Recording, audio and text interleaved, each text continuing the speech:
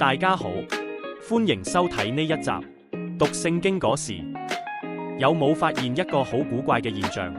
舊約咁長篇幅，好似從來冇提過趕鬼，但耶穌一出場就周圍幫人驅魔。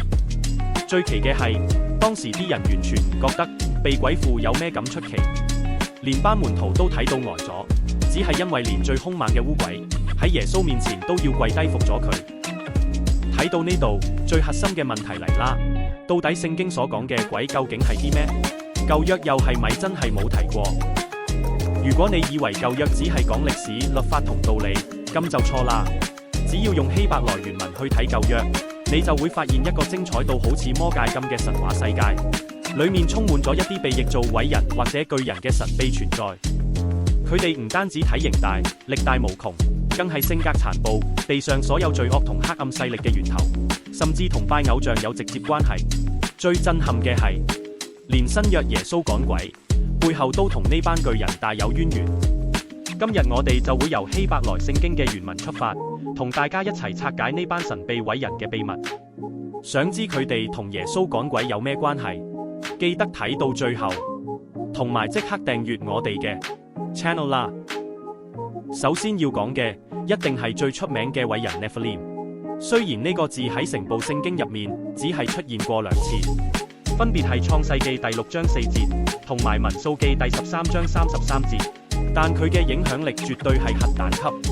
喺創世記第6章講到，當時有一班上帝嘅兒子們，即係天使，睇見人間嘅女子生得好靚，於是就私自落嚟同女人結合，生咗一班半人半靈嘅混血後代。呢班就係偉人 Nephilim。Nephilim 呢個字喺希伯來文嘅字根係 Nephel， 字面意思係跌倒或者墮落，所以好多聖經學者都認為呢個字根正正係要點出佢哋根本就係一班墮落天使同人類私通所生出嚟嘅後裔。然後要講嘅就係亞納族人 Anakim。根據民數記第13章33節所講，佢哋其實係偉人 Nephilim 嘅一個分支。當時摩西帶領以色列人去到迦南地嘅邊界，派咗12個探子入去打探環境。點知班探子返到嚟嗰陣，直情嚇到面都青埋，成身震晒。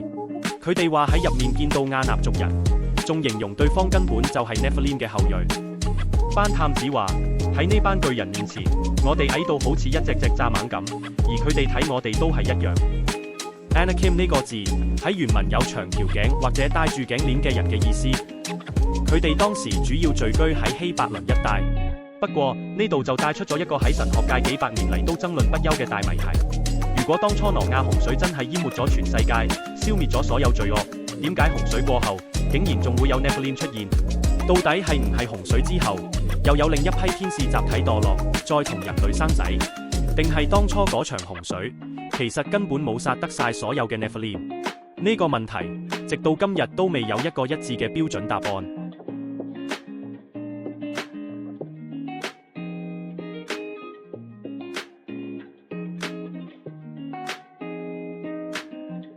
跟住落嚟，我哋要講利弗音人 Rephaim。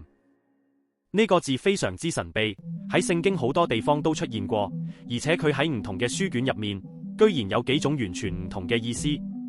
佢第一個最直接嘅意思係指當時嘅巨人種族，而呢個族群入面最出名、最具代表性嘅人物就係巴珊王噩。聖經仲非常之詳細咁記載過佢張鐵床，話張床足足有4米半長、1.8米闊。你可以想象到佢個身形有幾咁誇張。不過最終都係被摩西帶領嘅以色列人擊敗。利弗音 Rephaim 呢個字，佢嘅字根其實有醫治同修復嘅意思。點解會咁叫？有學者研究指出，因為呢班利弗音人擁有異於常人，好似超級英雄咁強大嘅身體修復同治愈能力。但係佢嘅第二個意思仲匪夷所思。喺詩篇同埋以賽亞書入面，Rephaim 係用嚟指陰間嘅幽魂。原來呢個字仲有另一個字根，意思係下沉、鬆開、衰弱，專門用嚟形容嗰班大洪水被神消滅嘅巨人，但靈魂依然喺人間逗留，變得好軟弱冇力而且死氣沉沉嘅靈。結合翻當時嘅古代近東文化，例如喺烏加里特文獻 Ugaritic Text 入面，Rephaim 係被視為一班死咗嘅巨人先祖。所以利弗音人喺古人眼入面唔單止生前係肉體強悍嘅巨人，最恐怖嘅係佢哋死咗之後，靈魂依然喺人間逗留，成為一種令所有人諗起嚟都毛骨悚然嘅黑暗存在。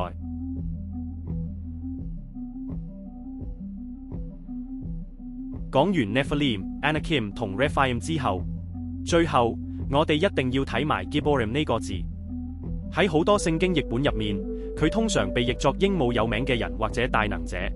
大家要注意，呢個字其實並唔係指一個好似 Nephilim 或者 Rephaim 咁由靈體同人類生出嚟嘅新混血物種。佢主要係用嚟形容一個人嘅能力，代表極度強壯、充滿戰意同埋大能。所以呢個字唔單止可以用嚟形容 Nephilim 巨人，連大衛王身邊最強嘅嗰班特種部隊，即係佢手下嘅30個勇士，喺原文一樣被稱為 Gibborim。大衛王嘅勇士 Gibborim 雖然係一班有血有肉嘅普通人，但佢哋嘅戰績一樣好似神話咁傳奇。有人試過單槍匹馬，一個人殺死幾百個敵人；有人試過喺落雪嘅日子跳落深坑入面同獅子肉搏。講到呢度，你可能會問，點解同一個字既可以形容墮落天使嘅混血後代，又可以形容上帝同選民嘅開國英雄？呢個正正就係聖經作者最巧妙嘅地方。Gibborim 代表嘅其實係一種極致嘅力量。當呢種力量係源自於對上帝嘅反叛，好似創世紀嗰班大洪水前嘅巨人，佢哋就成為咗帶嚟災難嘅魔頭。但當呢種極致嘅力量係用嚟保護神嘅國度，行在神嘅心意入面，好似大衛嘅勇士，佢哋就變成咗聖經所稱讚嘅當世英雄。所以 Gibborim 呢個詞喺聖經入面其實係中性嘅，佢正正係提醒緊各位觀眾，強大嘅力量從來都係一把雙刃劍，關鍵在於你呢種力量嘅源頭同埋目的到底係乜嘢。講到 Gibborim 大能者，我哋就一定要講一個代表性嘅靈魂人物寧錄 Nimrod。佢簡直就係 Gibborim 入面嘅表表者。喺聖經入面，寧錄係一個極之傳奇嘅神秘人物。雖然直接講到佢嘅經文其實唔多，但佢對後世嘅影響力卻係非常之深遠。接落嚟，我哋就一齊嚟睇下聖經入面關於寧錄嘅4大核心事實。首先係寧錄嘅血統。根據創世記10章1到8節，寧錄嘅家族線係咁樣嘅，佢父親係古實，係含嘅孫，挪亞嘅曾孫。聖經當時用咗2個好特別嘅稱號去形容佢。第一係世上英雄之首 Gibbor， 佢係大洪水之後第一個喺地上被稱為 Gibbor 英武大能者嘅人。呢個字正正就係我哋頭先提到用嚟形容巨人嘅同一個希伯來字。第二，聖經形容佢喺耶和華面前係個英勇嘅獵戶。呢句話可以從2個方向去解讀，佢好可能係一個身手不凡、保護人類嘅大英雄。但另一個解釋，正正因為佢有咁大嘅本領，喺猶太傳統同好多聖經學者眼中，呢句在耶和華面前喺希伯來原文嘅語境入面，其實可以翻譯做對抗耶和華。佢真正狩獵嘅唔係野生動物，而係人心同靈魂。佢利用自己強大嘅影響力去誘導獵取人心，因此佢帶領所有人一齊背叛離棄上帝。寧錄係聖經歷史上面第一個建立帝國嘅君王。佢當時統治嘅版圖極之誇張，直接橫跨咗2大文明發源地。首先係示拿地 Shinar， 佢喺呢度一手建立咗巴別 Babel、以力、亞甲同埋甲尼。而巴別呢個地方後來就演變成歷史上大名鼎鼎嘅巴比倫。跟住係亞述 Assyria， 佢之後由示拿地進軍出去，建造咗尼尼微 Nineveh 呢座大城。去到舊約彌迦書第5章6節，聖經甚至直接將亞述稱為寧錄地，可想而知佢喺古代近東地區絕對係一個極具權威、教人聞風喪膽嘅一代霸主。雖然聖經冇直接寫明寧錄就係一個 Nephilim， 但佢同古代嘅巨人文化卻有住千絲萬縷、密不可分嘅聯繫。呢度最關鍵嘅就係 Gibbor 呢個字嘅雙重身份。頭先都提過，寧錄被稱為 Gibbor， 而呢個字正正就係創世記第6章4節入面用嚟形容大洪水前嗰班 Nephilim 巨人嘅同一個字。正因如此，喺聖經以外嘅一啲外國文獻，例如匈牙利神話入面，寧錄直接被寫成一個實實在在嘅巨人。有學者推測，寧錄就算冇巨人嘅血統，佢亦好可能係大洪水過後巨人文化同黑暗力量嘅靈魂繼承者。甚至有人大膽假設，佢係透過咗某種遠古嘅神秘儀式，從而獲得咗超自然力量嘅變種人類。雖然喺聖經創世記第11章講述巴別塔事件嗰陣，並冇直接寫明呢座塔係由寧錄親手起嘅，但係幾乎所有古代文獻，好似1世紀歷史學家約瑟夫嘅猶太古史，都一致公認寧錄就係呢場反叛行動嘅幕後黑手。因為聖經喺前面第10章先剛剛講完佢係巴別嘅王，緊接住第11章就話巴別嘅人要起一座通天神塔去傳揚我哋自己嘅名。將呢兩章連埋一齊睇，個答案已經呼之欲出。寧錄喺呢度，正正就係代表住全人類集體走向對抗、挑戰上帝權威嘅最高峰。雖然聖經本文對寧錄嘅評價相對比較中立，但係去到第二聖殿時期嘅文獻，好似猶太古史以及後來嘅拉比傳統入面，寧錄完全被塑造成一個終極大反派。有學者研究指出，希伯來文嘅寧錄 Nimrod 喺字根上被理解為 Marad 呢個字，意思就係嚟啦，我哋一齊去反叛啦。拉比傳統堅信寧錄就係巴別塔嘅真正建造者，佢之所以要起呢座通天高塔，背後嘅動機係想話可以透過巴別塔直達天堂，咁就可以直接到天界操控天界靈體。最得意嘅係，當時啲人應該有一個心態，想用巴別塔嚟做大洪水嘅避難所，所以喺建築材料上，佢哋刻意唔用普通嘅石頭同泥漿，而係用咗磚頭同石漆，即係瀝青呢啲古代最強嘅防水物料嚟起。喺第二聖殿時期嘅文獻，好似雅撒二書 Book of Jasher 呢啲偽經入面，仲記載咗一段寧錄同信心之父亞伯拉罕鬥法嘅超精彩故事。當時寧錄因為不滿亞伯拉罕拒絕拜偶像，居然惱羞成怒，將亞伯拉罕丟入去一個大火爐入面。點知發生咗神蹟，亞伯拉罕最後竟然毫髮無傷，平平安安咁由火爐裏面走翻出嚟。所以翻去聖經話寧錄係鸚鵡嘅獵戶呢句，拉比嘅神學詮釋一針見血，佢獵嘅根本唔係野獸，而係獵取人心。佢係利用自己絕頂嘅口才、權力同力量去迷惑、控制全人類，將一代人集體帶嚟上帝。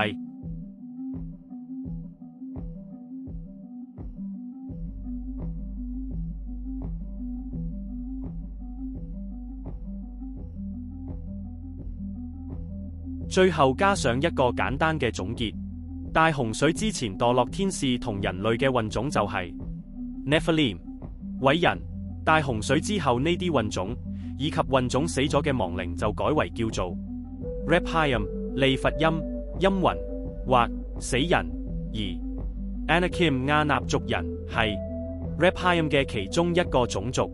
至於 Giborim 勇士或者英雄，就主要指能力同英勇，但亦都用嚟指呢啲反叛上帝，就係指極致嘅力量帶來災難。透過第二聖殿時期嘅文獻，我哋睇到一個比想象中更複雜嘅屬靈戰場。呢班巨人唔單止係體型力量上嘅威脅，更代表咗一種混亂上帝創造秩序嘅力量——黑暗勢力。跟住落嚟，我哋會先一次過睇晒所有關於利弗音 Rephaim 嘅聖經經文，之後我哋就會一齊去睇偽經以諾書，拆解呢班 Rephaim 死咗之後到底係點樣一步步變成四處害人嘅邪靈。到最後我哋再睇翻耶穌趕鬼嘅經文，睇下響 Rephaim 呢個字嘅故事框架底下，去了解耶穌講嘅說話同鬼見到耶穌嘅反應。我哋跟着會睇一堆聖經經文，有需要可以先暫停。另外下面 description 裏面會列出所有經文，呢啲經文主要描述利弗音人嘅地理分佈同被征服嘅過程。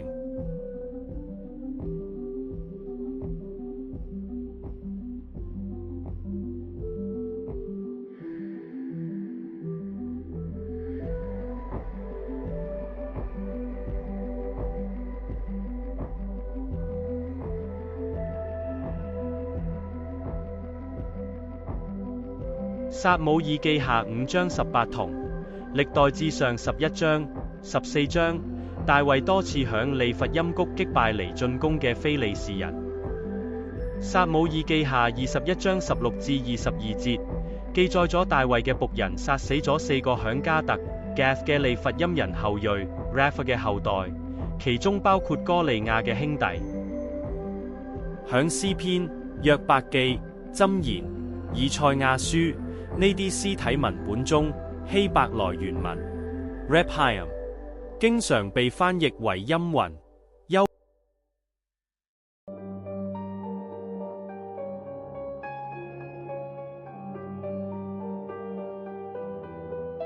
多啲細節，我哋就要睇第二聖殿時期最重要嘅文獻《以諾書》The Book of Enoch。呢本書講得好白，呢班上帝的兒子們其實係一群叫守望者 Watchers 嘅天使。注意，守望者 Watchers 呢個稱呼亦都係但以理書對天使嘅稱呼。呢啲墮落嘅天使唔單止同女人亂嚟，仲生咗 Nephilim 呢啲雜種嘅巨人。墮落嘅天使仲教咗人類煉金術、製造武器、化妝同埋占星、巫術等。結果呢班 Nephilim 喺地上橫行霸道，互相殘殺，食晒所有物資，最後甚至食人。呢個係以諾書解釋點解上帝睇世人盡都係惡，亦都係神要用大洪水毀滅世界嘅主要原因。以諾書第7章好詳細咁記載咗呢班墮落天使同人類結合，生出巨人嘅全個過程。呢班巨人喺世上瘋狂咁吞噬人類嘅物資，去到最後，甚至演變成生吞人肉、連血帶肉咁去食人嘅恐怖怪物，將成個大地變成咗一個人間地獄。然後喺以諾書第8章1至2節講到，呢班墮落天使教咗人類好多唔同種類嘅禁忌技術，例如煉金術、點樣製造武器打仗，仲有化妝術、占星術、同巫術等等。結果人類一學識呢啲嘢，私慾同暴力就全面失控，直接導致成個世界徹底崩潰，變成咗一個恐怖嘅人間地獄。之後喺以諾書第10章1至6節講到，上帝終於忍無可忍，命令天使長去捆綁墮落嘅天使，將墮落天使掉入黑暗嘅洞中，直到大審判，並親自向以諾揭示神嘅終極計劃。上帝將會用一場全地嘅大洪水去毀滅整個世界，藉此全盤解決、清算呢班墮落天使同埋巨人所帶嚟嘅所有罪惡問題，並會醫治全地，抹去墮落天使造成嘅困局。喺以諾一書第15章入面，造物主親自向以諾同埋班天使好詳細咁解釋咗天使同人類本質上嘅運作規律。天使係住響天上，係屬靈嘅，係聖潔嘅，係世代不朽，所以不會生兒育女。人類係住響地上，係有肉體嘅，唔係永生嘅，所以需要生兒育女，先至可以響世上一無所缺。同時亦都揭開咗邪靈污鬼到底係點樣產生嘅終極謎底。喺以諾書第16章講咗邪靈污鬼嘅結局，巨人被屠殺後，靈魂會脫離肉體，成為不潔嘅靈或邪靈。邪靈將肆意毀滅而不受審判，直到末日審判。響末日審判，邪靈、墮落天使、守望者以及邪惡嘅人類呢度套用咗新約猶大書所提及嘅對靈體權威全無敬畏之心，亦都唔相信靈體權柄嘅無神論者一同徹底終結。睇到呢度，我哋先嚟一個小小嘅總結。頭先我哋學識咗舊約聖經入面4個同巨人有關嘅希伯來文生字 Nephilim、Rephaim、Anakim 同 Gibborim。喺大洪水之前，呢啲巨人被稱為 Nephilim， 而到咗大洪水之後，希伯來文就會叫佢哋做 Rephaim。另外 Rephaim 亦都可以用嚟稱呼嗰啲死咗嘅巨人亡靈。跟住，我哋認識到聖經其實係刻意用 Gibborim 呢個字，將亞述同巴比倫嘅始創人寧錄同埋巨人 Nephilim 連結喺一齊。呢個做法暗示咗，當時反對上帝嘅帝王，其實係繼承咗巨人 Nephilim 嘅意志。之後，我哋又睇咗偽經以諾書對巨人嘅描述。書中提到墮落天使同人類女性生出巨人，結果將世界變成人間地獄。上帝忍無可忍，於是出手捉走墮落天使，並降下大洪水去消滅呢班巨人，同埋地上邪惡嘅人類。不過，被屠殺嘅巨人亡靈依然會留喺人間，成為邪靈，一直禍害世界，直到大審判嘅日子。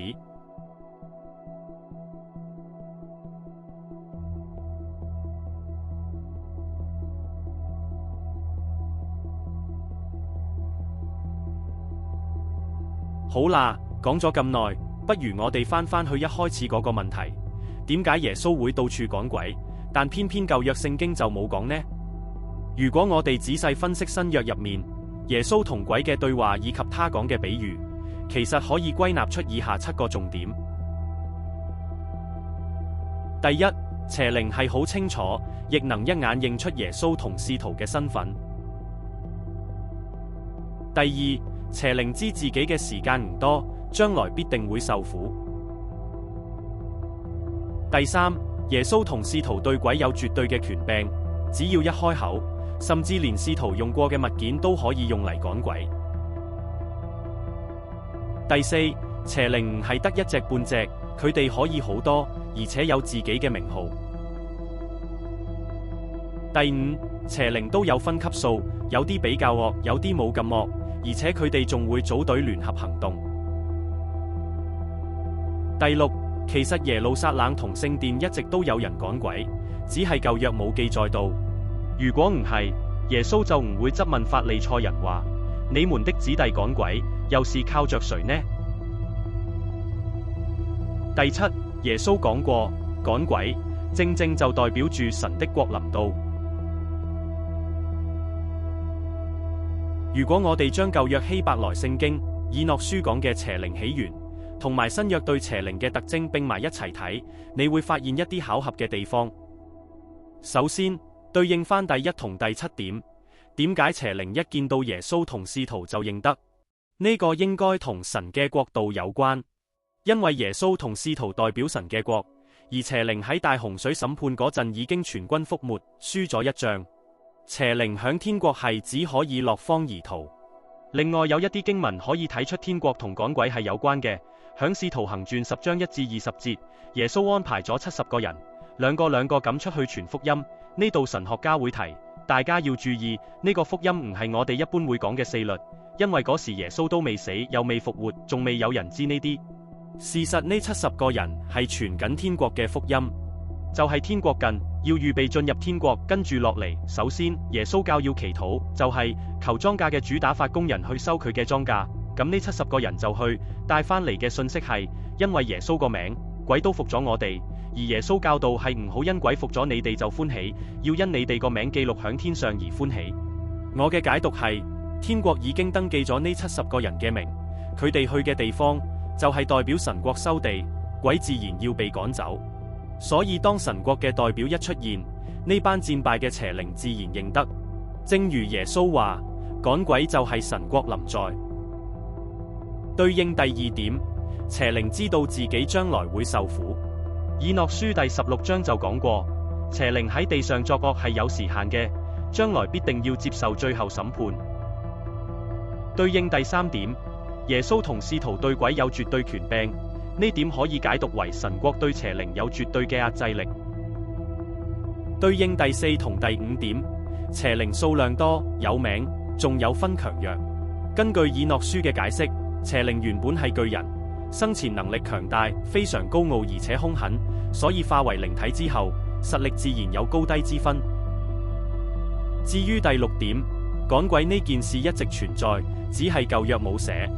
事實上，古代好多民族好似埃及、巴比倫、希臘羅馬都有趕鬼儀式，而喺其他希伯來文獻，好似所羅門智慧書同希年書入面都有記載。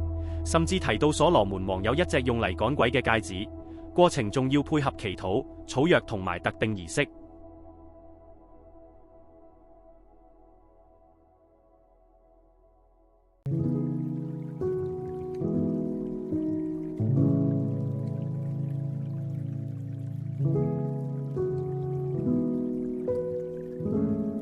總括而言，耶穌對趕鬼嘅描述，同以諾書所講嘅邪靈起源，邏輯上竟然完全講得通。